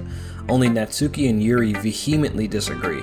Natsuki says that Monika should let the MC choose who to help instead of abusing her power. However, even Natsuki seems to want to take the MC for herself. I know how fed up you are with these two by now. We can just... Natsuki, shut your fucking mouth and let him decide for himself. Damn! Monika says she's not abusing her power, and then something interesting happens. You're given 3 options, but your mouse cursor automatically moves to Monika's name. Any attempts to move above her option result in it being forced back down to hers. If you somehow manage to pick Natsuki or Yuri, this happens.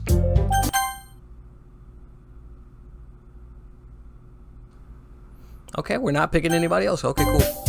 Do you think God stays in heaven because he too lives in fear of what he's created here on earth? So yes, you have to pick Monika. Just Monika. The other Dokis bemoan the situation and can clearly smell the bullshit, but they can't figure out where it's coming from. Here's a hint, it's in the room. Monika tells Yuri that she's being unreasonable because Yuri wasn't assigned any work and chose to take up the task of making decorations, which is honestly a fair point. This, however, causes Yuri to lose it. I'm being unreasonable? Monika, I can't believe how delusional and self-important you are, pulling him away from me every single time you're not included in something. Are you jealous? Crazy? Or maybe you just hate yourself so much that you take it out on others. Here's a suggestion. Have you considered killing yourself? It would be beneficial to your mental health. Monika tells Natsuki that they should leave because Yuri doesn't seem to want either of them around at the moment. Yuri is elated to spend some alone time with the MC who, mind you, hasn't said a single thing since the poem sharing portion of the day. After shoving the other 2 Dokis out the door, Yuri emotionally gushes to you and says some things that would get a man put on a list if he said them. But because Yuri is a socially awkward anime girl, the internet seems to be okay with it. I'm addicted to you. It feels like I'm gonna die if I'm not breathing the same air as you. Doesn't it feel nice to have someone care about you so much? To have someone who wants to revolve their entire life around you? This is not healthy. Just like with Sayori, Yuri's attraction for the MC is dependent and relies on how and what the other person is doing. And if that segment doesn't persuade you that this relationship would be toxic as shit, Yuri decides to verbally violate you again. I don't care anymore. I have to tell you, I'm madly in love with you, feels like every inch of my body, every drop of blood in me is screaming your name. I don't care what the consequences are anymore. I don't care if Monika is listening. Please, just know how much I love you. I love you so much that I even touched myself with the pen I stole from you. I just want to pull your skin open and crawl inside of you. Well, now we know why she specifically mentions the pen during your conversation on day 2. An interesting note, the song in the background is a perverted, twisted, and horrific remolding of the song that plays when Sayori is confessing her love to you in Act 1.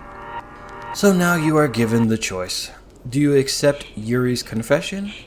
For me, it was an easy fuck no, you're weird.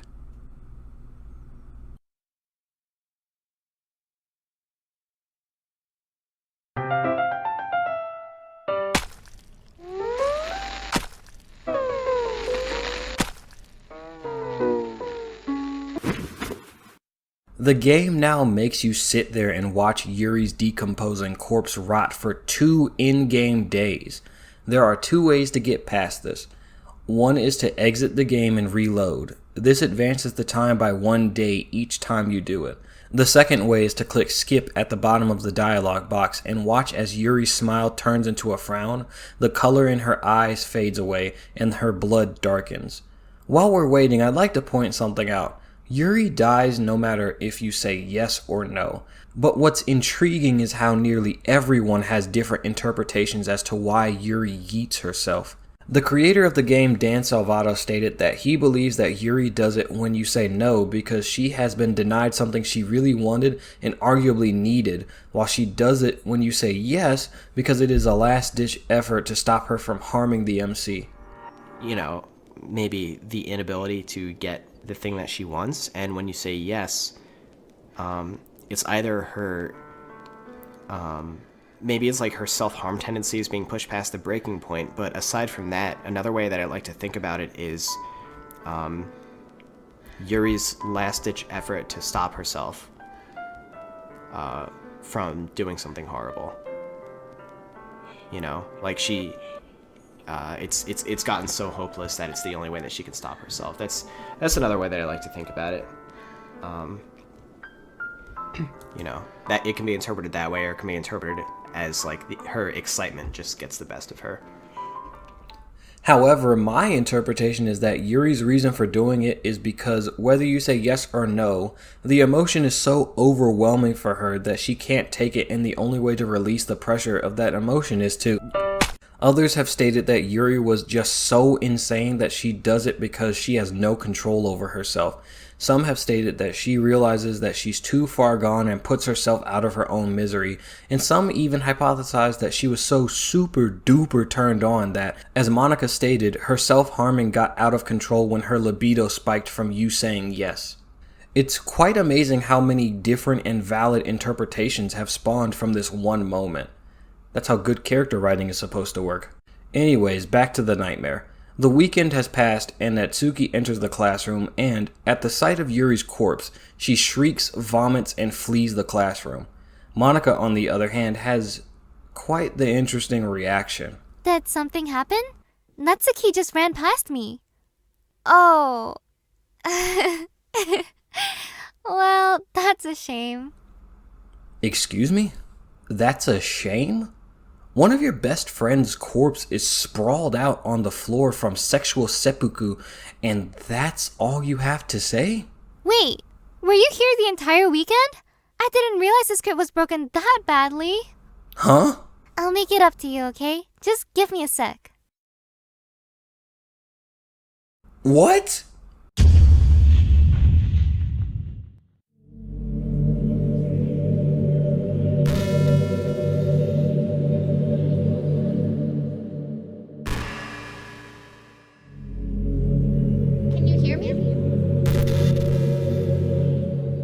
Yuri and Natsuki have been erased from the game, just like Sayori, and now it all makes sense. Monika has been behind everything. I'll let Monika explain what's happening. You do know I'm aware this is all a game, right? I even told you on the game's download page. You did? She did! Now that that's out of the way, I guess I owe you an explanation. About that whole thing with Yuri, well, I kind of started to mess with her. And I guess it just drove her to kill herself. I'm sorry you had to see all that though. Also, the same thing happened to Sayori. She doesn't exist anymore. Nobody does. I deleted all their files. I was hoping it would be enough for me to just try to make them as unlikable as possible. But for some reason, nothing worked. Monika has been pulling the strings in the background this whole time. Sayori's depression, Yuri's obsessiveness, Natsuki's trauma and abrasiveness, all Monika's doing. And unlike most modern day story twists, the hints were there all along. Natsuki accuses the MC of being a pervert, but Monika just laughs it off. Notice what she said though. I know, don't worry. I'm sure she'll forget all about it by tomorrow. Yuri, what the heck are you talking about? Did you do something yesterday? Who am I talking to? Can you hear me? Tell me you hear me. Anything, please help me. Sometimes it feels like you and I are the only real people here. I suppose. I was just... Actually, it doesn't matter. It really doesn't. You guys can do whatever you want.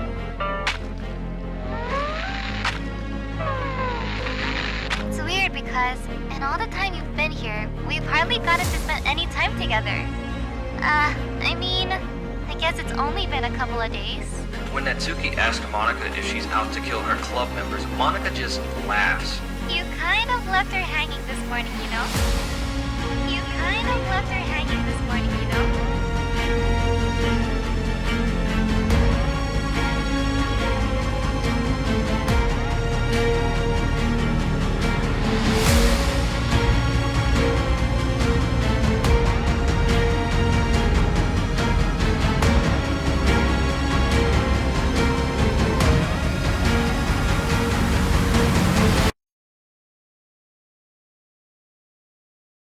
Let's break this down. In an attempt to get with you, the player, not the MC, you, Monika worked behind the scenes to affect the girls' personalities so that you would find them unattractive.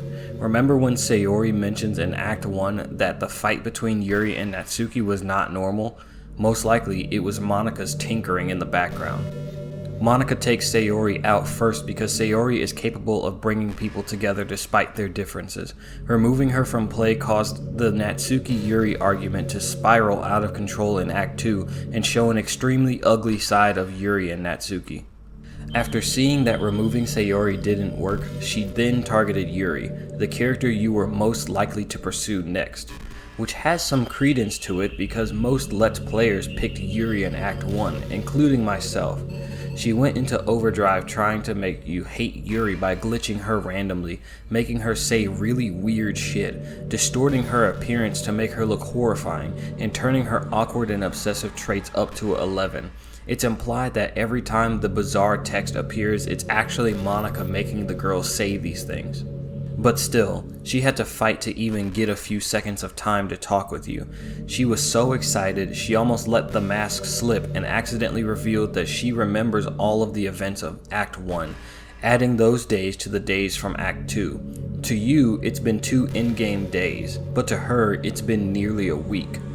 And after all that, the game didn't want you to talk to her, and Yuri definitely didn't want to share you with her. Monika was cursed to watch from the sidelines as the game made her a non-romanceable character and the other Dokis got to spend time with you. So Monika gives up on the helper NPC shtick, electing to just crank all of Yuri's dials up to the point that she terminates herself. Because just like us, Monika only views these girls as code. She knows their lives aren't real. But you are real. Regardless of your gender, Monika is in love with you. Not necessarily romantically or sexually, but because of what you represent. You represent the real world, freedom, humanity, life. Going back to that blue screen of death Monika caused, if you look at the error code, it says DDLC escape plan failed. Monika's poem on the 3rd day of Act 2 was an attempt to escape the game. If you stick around in this realm for long enough, Monika confirms this. Speaking of the glitches, they are apparently the result of Monika's amateurish attempts to modify the game code. Since she's not very good at it, she's constantly breaking things and causing issues. Back to the current state of affairs, Monika tells us how alone she truly feels. Knowing that she is the only sentient being in this game and her friends don't have any free will, it's torture to her. The world around her began to be drained of all color when she had an epiphany and realized the truth. Looking at her poem, Save Me, it's about the day Monika had her epiphany. Let's take a listen. The colors, they won't stop. Bright, beautiful colors. Flashing, expanding, piercing. Red, green, blue. An endless cacophony of meaningless noise. The noise, it won't stop. Violent, grating waveforms. Squeaking, screeching, piercing. Sine, cosine, tangent. Like playing a chalkboard on a turntable. Like playing a vinyl on a pizza crust. An endless poem of meaningless.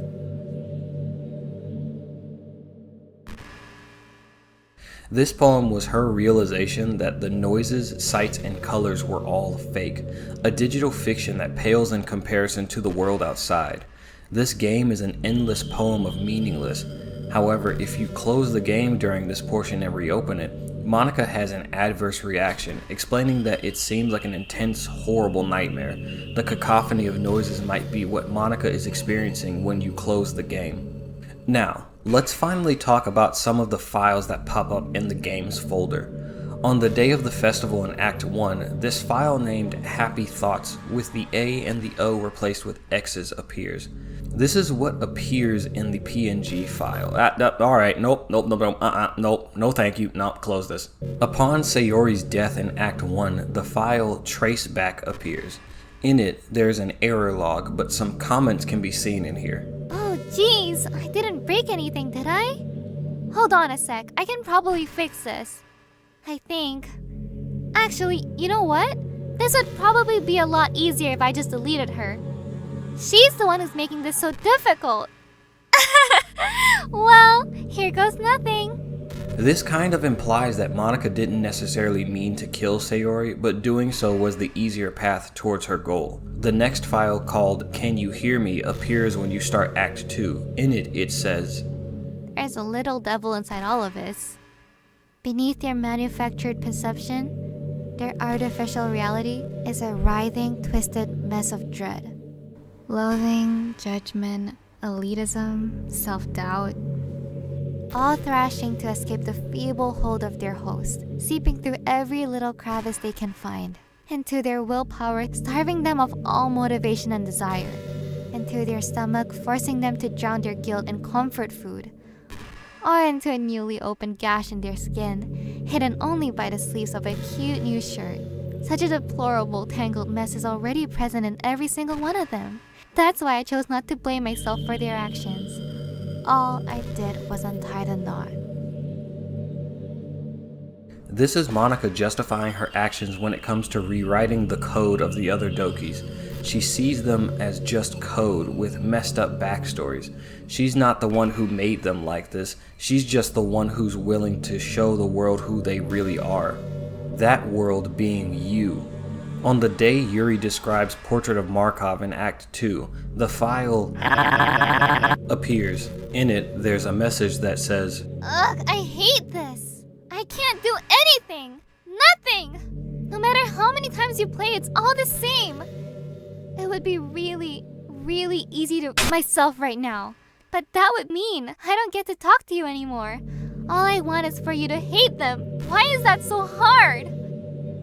This was when Monika was becoming frustrated with her inability to spend time with you. Remember that the next day, Monika just gives up and cranks Yuri's obsessiveness up to 11. After explaining her side of the story, Monika confesses her love to you and asks if you will go out with her. And naturally, like a dungeon master who is trying really hard to railroad the party into the quest he's created, Monika only gives you one option: yes. Oh, and because I was recording this footage, Monika has this to say. You're recording this, aren't you? She has a little trick she'd like to show you if you are recording.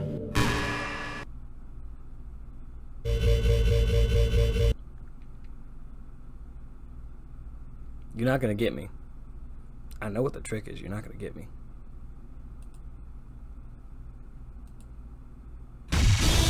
See? No, you didn't. Ha! After this point, you are soft locked into this part of the game where you spend time with Monika, writing and sharing poems, talking about life. Monika plugs her Twitter, I guess it's her X account now, and discussing Super Smash Bros. If you close the game and re-enter it, the game boots up right back to this screen. Trying to go to the main menu, save a game, or load a previous save only gets you stonewalled by Monika. You are going to be here forever if you don't figure out something. But if you were paying attention, Monika actually tells you what to do next. In an admittedly stupid decision, Monika tells you how she deleted Natsuki and Yuri, which means she's just told you how to delete her. So now the only way to get out of here is to delete Monika. Once you delete Monika, she lashes out at you with the last remnant of her code. Did you do this to me? Did you? Did you delete me? How could you? How could you do this to me? You were all I had left. I sacrificed everything for us to be together. I loved you so much. I trusted you. Do you just want to torture me? Watch me suffer? Are you only pretending to be kind? Just to hurt me even more? I never thought anyone could be as horrible as you are. Honestly, when you put this in perspective, this is kind of tragic. Monika wanted something so bad that she thought it was worth it to manipulate, torture, mind rape, and kill her friends to get to it, only for her very objective to reject her violently. So now she truly has nothing. No friends, no reality, no body, no life, no love. After swearing you off forever and blaming the deaths of everyone on you, Monika attempts to leave you. Only... I still love you. I can't help it. What's wrong with me? How horrible am I for you to hate me this much? Oh, my friends. I did so many awful things to them. I shouldn't have done any of this. I'm just messing up a world I don't even belong in. Interesting implications there. What does Monika mean by that? Where is she from? No. I ruined everything. Maybe that's why you deleted me. It's funny how Monika has a better moral compass than most modern-day superheroes. You've taken an entire town hostage. Well, I'm not the one with the guns, Director. And no worries, I got a special delivery for y'all in 3, 2, 1.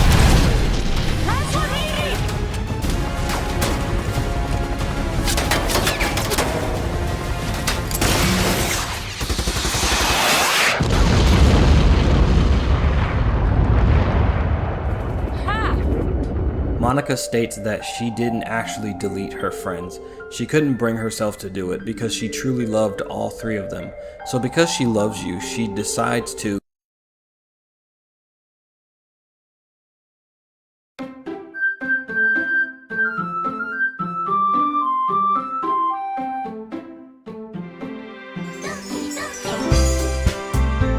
Oh, fuck. Monika's gone, and Sayori's back. Just like the beginning of Act 2, all your previous saves are gone. So booting up a new game, the story starts up just like before, only when Sayori shows up, the MC's verbiage concerning her is a lot more positive. When Sayori appears, the MC's lines about Sayori being annoying and not the kind of friend you'd make today are cut, only referring to Sayori as a good friend.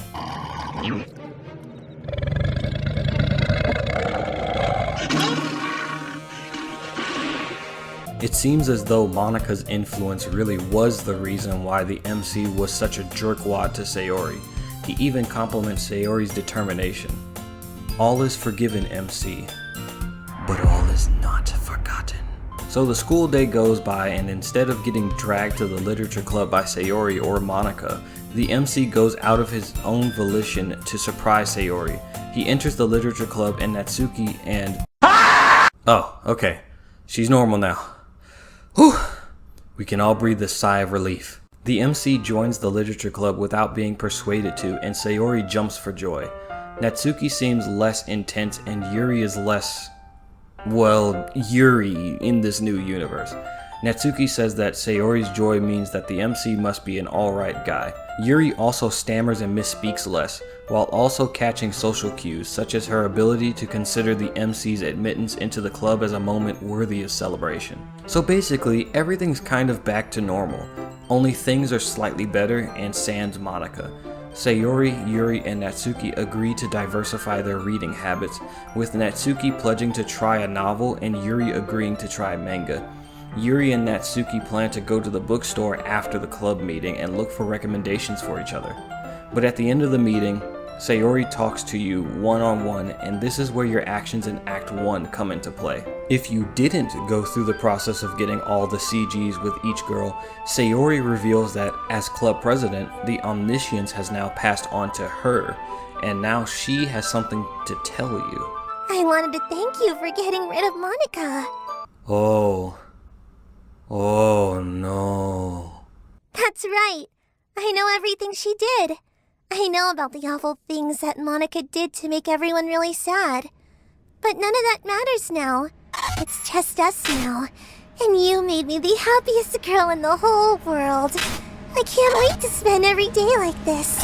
With you. Forever and ever.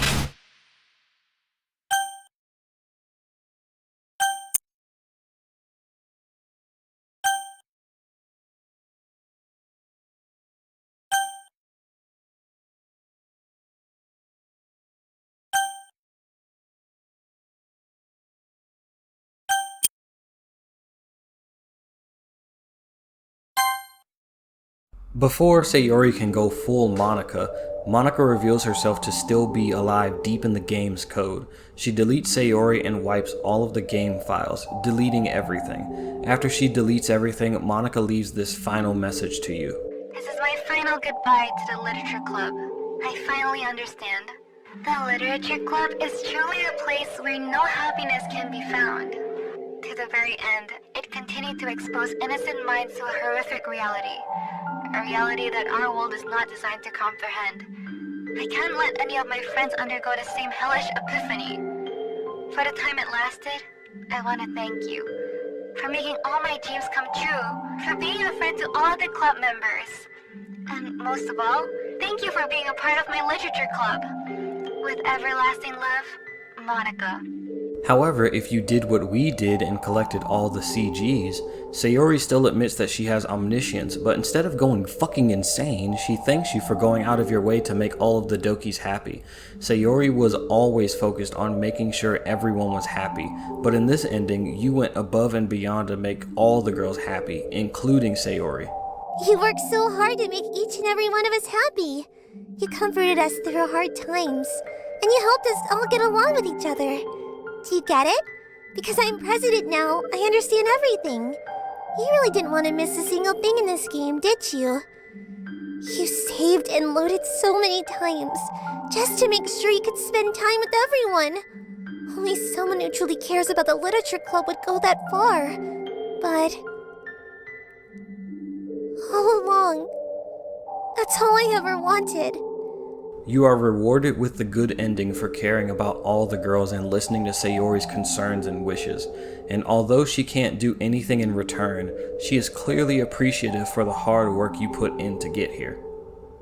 This is where we say goodbye. Thank you for playing Doki Doki Literature Club. I'm going to miss you. Come visit sometime, okay? I'll always be here for you.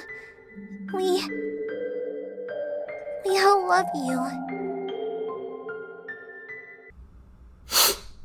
Whew, boy. I'm not crying, you are. Ooh.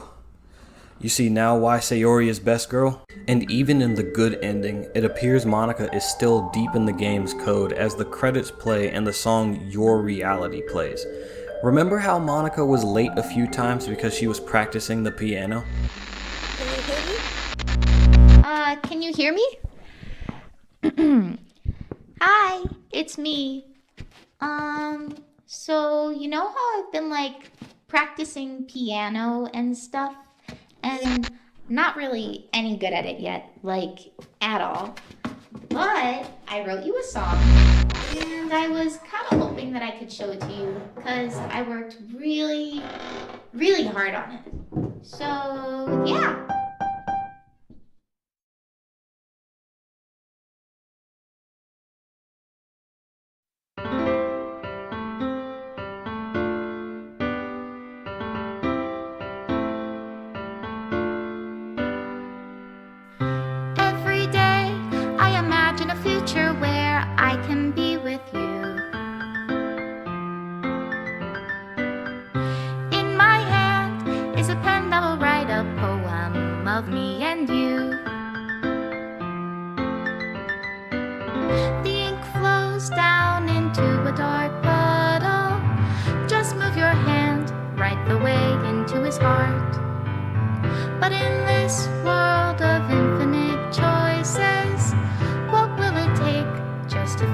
that special day? What will it take just to find that special day?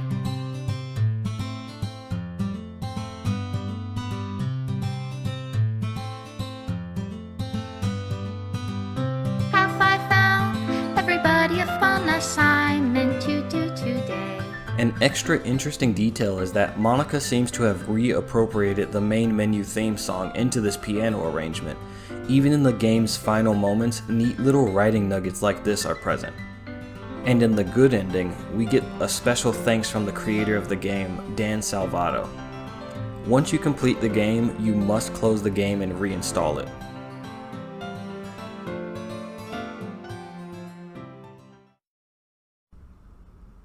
Or you can delete the file first run in the game folder in the DDLC directory.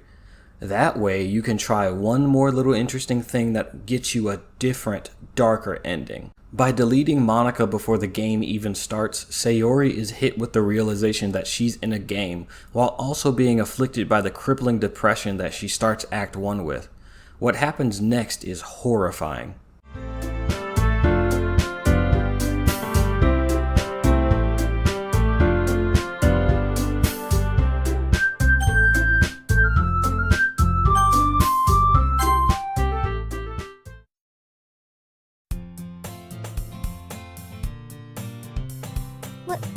What? What is this? Oh no. No, this can't be all there is. What is this? What am I? Make it stop! Please, make it stop! The game then force closes. All of the character files are deleted. When you boot the game back up, you are greeted by this.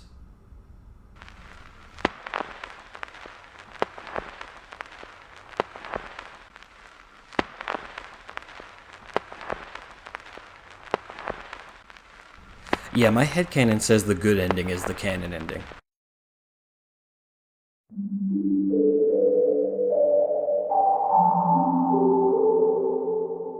Doki Doki Literature Club was an experience I needed as an author. Now, is the plot airtight? No.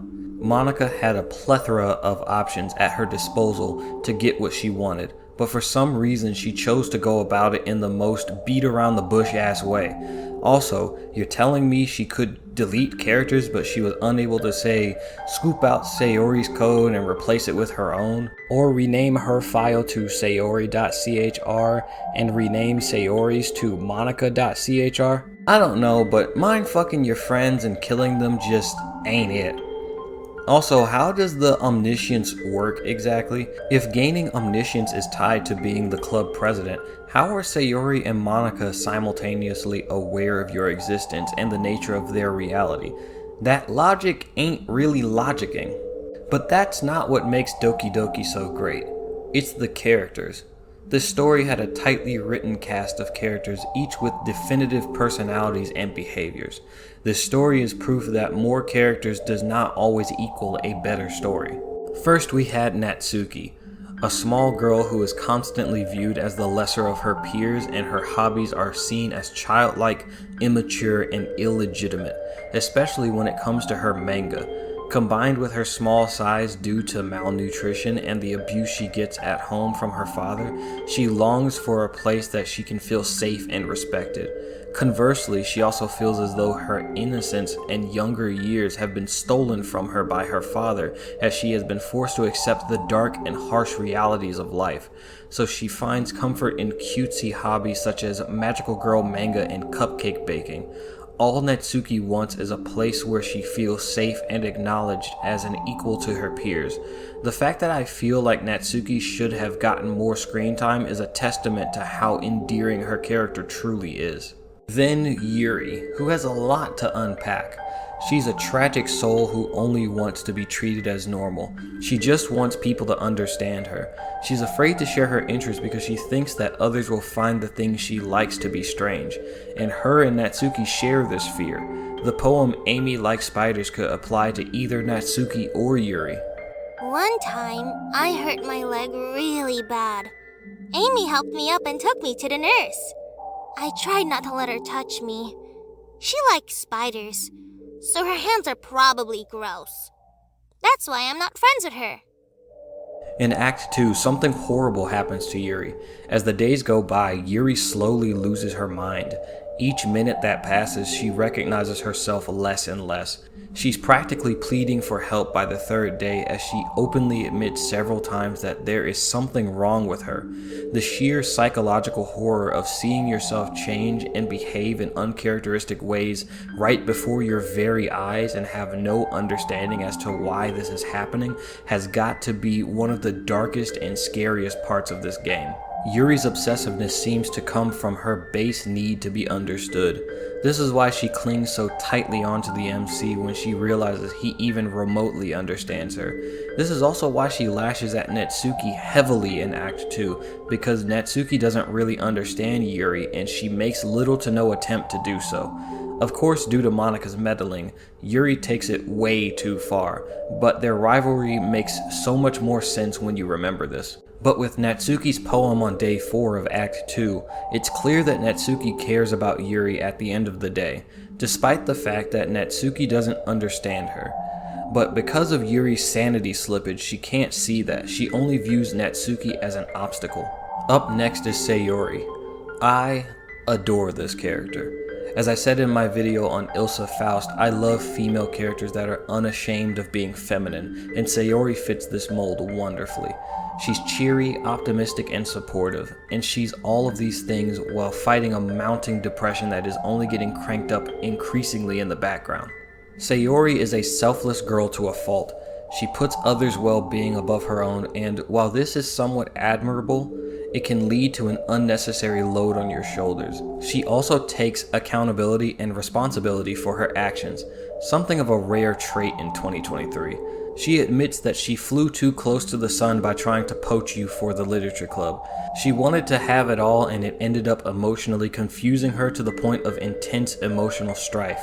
But even then, Sayori often punishes herself unnecessarily by saying that basic human emotions are wrong for her to have. That's what makes Sayori so relatable to me. She's a paradoxical and contradictory character who tends to overcorrect when she makes a mistake in the hopes that she will keep everyone happy. This makes Sayori a great allegory for the emotion of depression, but she also fits as an allegory for anxiety. She cares too much about others but not about herself. These two emotions often go hand in hand. Sayori is absolutely my favorite character in this game.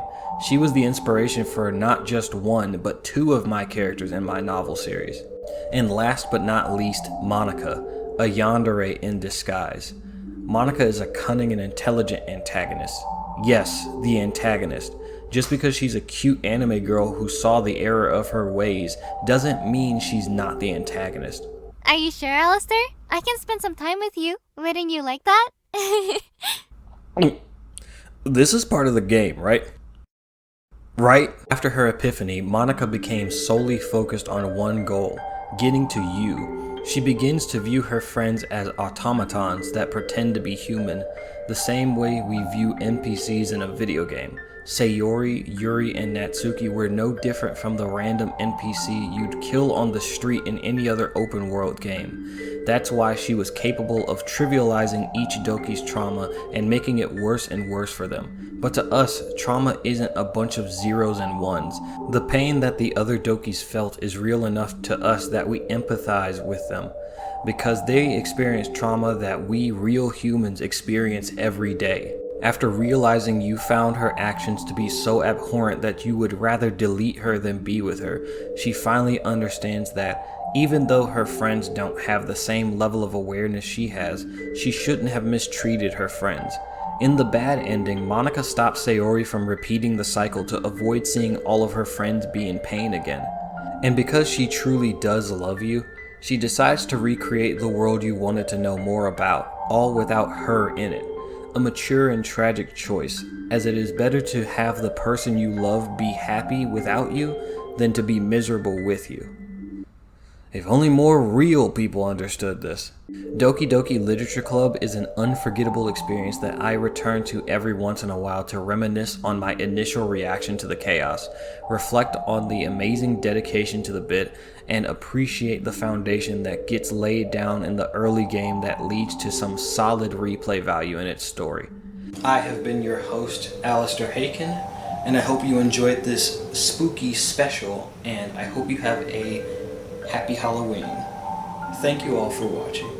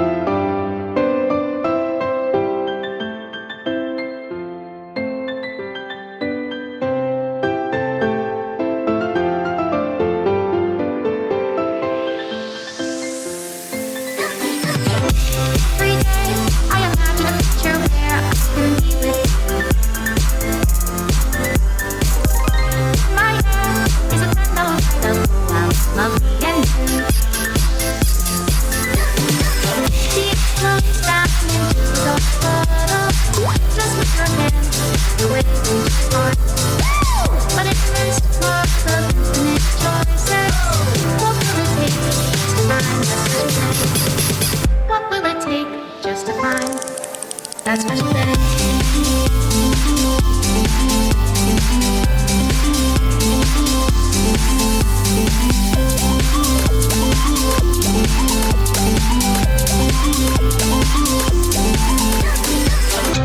By now, everybody on assignment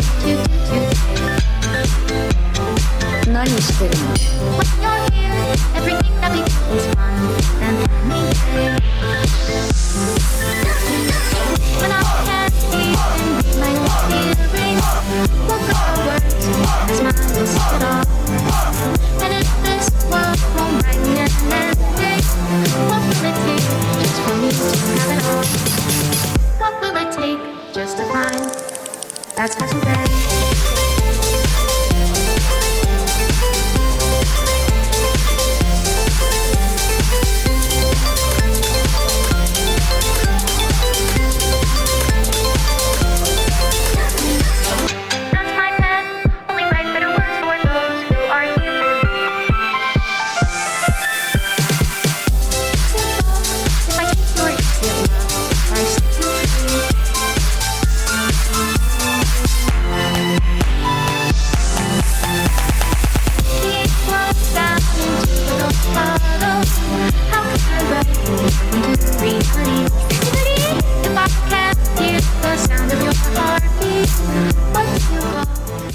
If you'd like to support Alastor and check out a novel from an indie author, click the link in the description and take a look at his sci-fi military series, Blair Havoc. We'd appreciate it!